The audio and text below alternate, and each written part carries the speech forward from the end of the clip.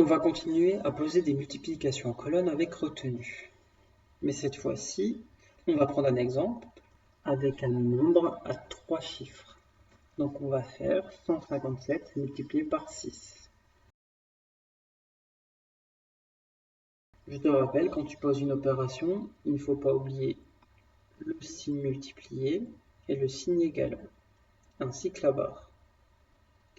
Ici, milliers, centaines, dizaines, unités, c'est pour t'aider à placer les nombres.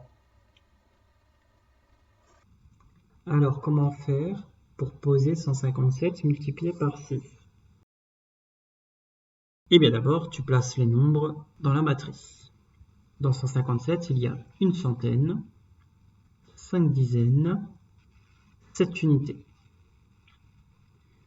Tu places le symbole multiplié et le symbole égal. Et finalement, tu places le 6. Tu as bien écrit en colonne 157 multiplié par 6. On va commencer par 6 multiplié par 7 unités. Ça, c'est une table que tu dois connaître. 6 multiplié par 7, cela fait 42. Dans 42, il y a 2 unités. Et tu te souviens, les 4 dizaines de 42, tu ne peux pas les placer dans la même colonne que les 2 unités. Et tu ne peux pas non plus les placer dans le résultat juste à côté du 2. Tu vas placer en fait les 4 dizaines en retenue. Et là, tu as bien fait 6 multiplié par 7, 2 unités et 4 dizaines en retenue. Maintenant, tu vas faire 6 multiplié par 5 dizaines, ou 6 multiplié par 50. C'est aussi un fait numérique que tu dois connaître. 6 multiplié par 5, ça fait 30. Mais attention, tu ne dois pas oublier la retenue. Donc tu dois faire 30 dizaines plus les 4 dizaines en retenue. Et ça te fait 34. Tu places les 4 dizaines de 34 dizaines. Et tu as encore 30 dizaines à mettre.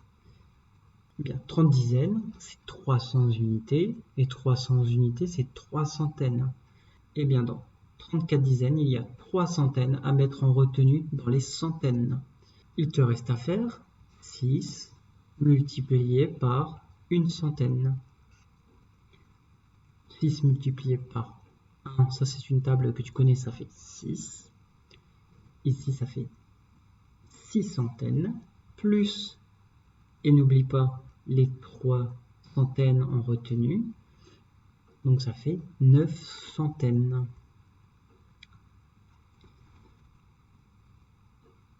Ici, tu as fait 157 multiplié par 6 est égal à 942.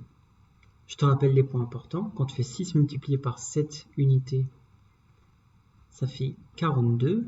Il y a 2 que tu places dans le résultat. Il y a les 4 dizaines que tu mets en retenue. Puis tu fais 6 multiplié par 5 dizaines, ça fait 30 dizaines, plus les 4 dizaines en retenue, ça fait 34. Tu places 4 dizaines dans le résultat, et les 3 centaines, tu dois les placer dans la colonne des centaines. Puis tu vas faire 6 multiplié par une centaine, 6 centaines, plus les 3 centaines en retenue, ça fait 9 centaines. Et au final, tu as 942. Maintenant, tu vas faire un exercice. Tu vas poser tout seul 259 multiplié par 3. Mets la vidéo sur pause, va chercher un cahier ou une feuille et un stylo et fais-le. Quand tu recommenceras la vidéo, il y aura la correction.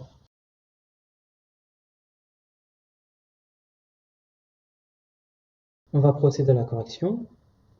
Déjà, on met 259 qu'on multiplie par 3. Alors, on commence par faire 3 multiplié par 9 unités, ce qui nous fait 27.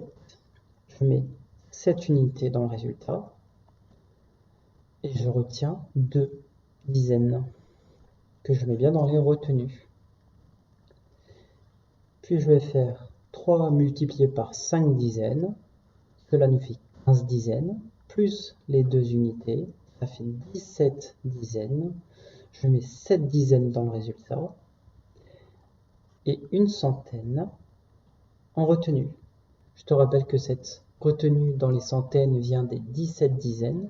17 dizaines, ça fait 170. Et dans 170, il y a bien une centaine.